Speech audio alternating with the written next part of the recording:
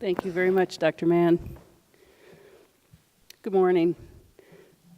It's such an honor for all of us to be here with you today.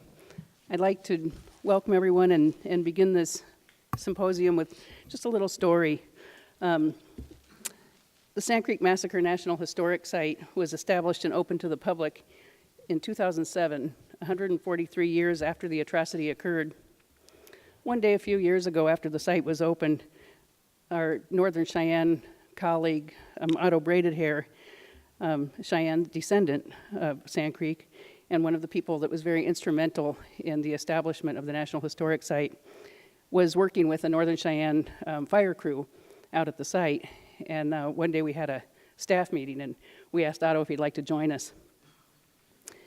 And so he joined us in the conference room, and we had a brief staff meeting talking about all the things that our staff needed to do over the next couple of weeks, our staffing and our projects and so forth. And it was really a pleasure to have Otto with us and to have his input into the things we were discussing. And after the staff meeting, Otto commented on the meeting a number of times, and he seemed really taken with it. And in fact, I heard him talking with other people about the meeting, and he referred over and over to the meeting. And so finally I said, Otto, you're more than welcome to attend a staff meeting anytime. We'd be happy to have you.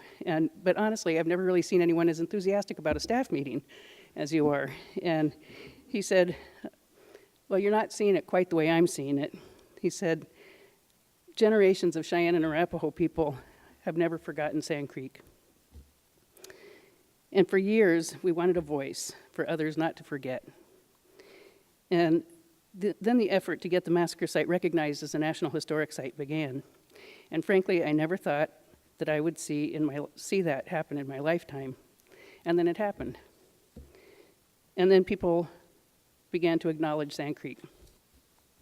So now here you are having a routine staff meeting, and you take for granted what you do every day to manage the site. But to me, it's amazing that we're at this point. We never thought we'd see this.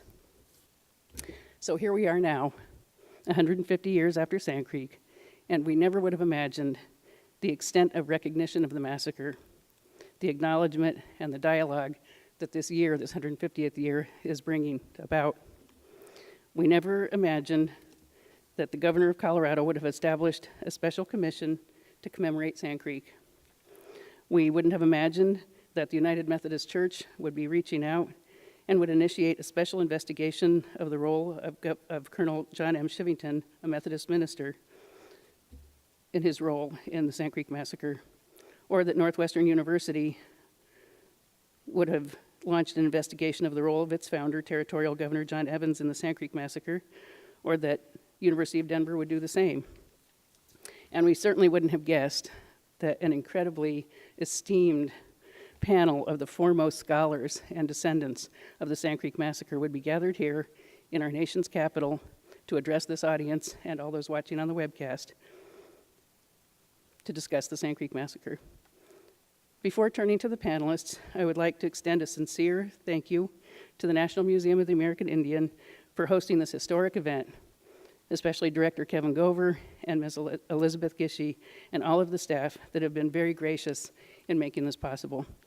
Sincere thanks also go, of course, to the National Park Service, the Intermountain Region, and the Office of Indian Affairs and American Culture, which generously made possible the funding to bring the panelists to Washington, and for all of their support of the Sand Creek Massacre National Historic Site. Enormous thanks goes to History Colorado, formerly the Colorado Historical Society, and the History Colorado Foundation, and especially Ms. Chantel Hanshu, who expertly arranged all of the travel logistics to get us all here at the same time. A very big thanks goes to all of the staff of the Sand Creek Massacre National Historic Site who worked hard and passionately to bring this event together, just as they do every single day in managing the National Historic Site. I'd like to extend special thanks to Postmodern Company, which has produced the remarkable film that you'll see later today, and which I think you will see reflects the depths of their commitment to the Sand Creek story and the descendants of it. I'd also like to thank the Holocaust Memorial Museum that provided our group an incredible experience yesterday.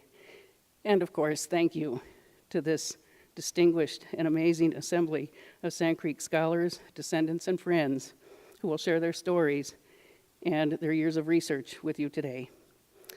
In 1999, I had the privilege of working with all the tribes in collecting the oral histories related to the effort to find the massacre site before the National Historic Site was established. And while working with the Northern Arapaho tribe on the oral history documentation, Mr. Gale Ridgely, who you'll hear from later on today, carefully and emphatically explained to me that to even speak of the Sand Creek Massacre is a sacred act. It's not easy, and it's not to be taken lightly. It's a huge responsibility to speak of Sand Creek, but it must be done because people must know. And so here to share their incredible knowledge with you today, they are here. And I'd like to introduce the panelists. I'd like to turn this podium over to Ms. Karen Wilde. Karen is currently the tribal liaison for the Sand Creek Massacre National Historic Site, and she came to us as the former executive director of the Colorado Commission of Indian Affairs. She serves on numerous panels. She's known nationwide for her depth and breadth of experience in tribal issues. And I'd like to thank you, Karen, for all that you do, and thank all of you for being here today.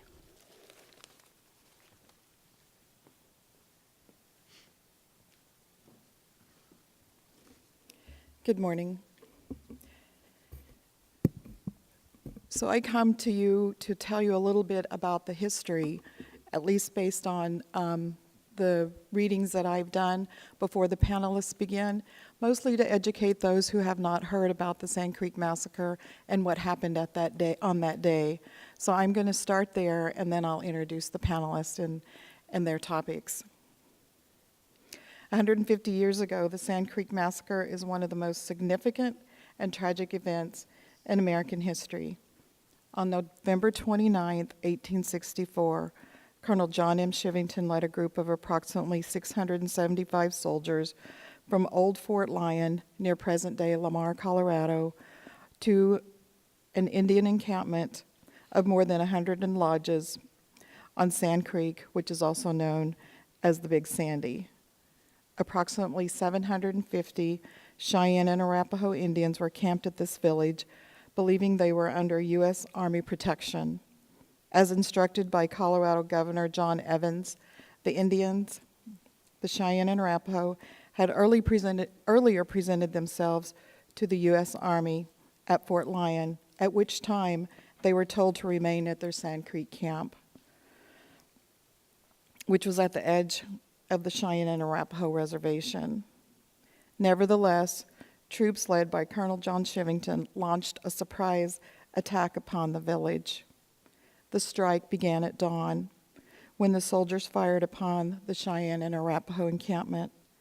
Many of the villagers who survived this attack fled to the north, upstream. Several hundred yards from the village, according to most accounts of the massacre, the Cheyenne and Arapaho sheltered themselves in hastily dug trenches along the banks of the creek. This area, known as the Sand Pits, was one of the areas of the fiercest fighting.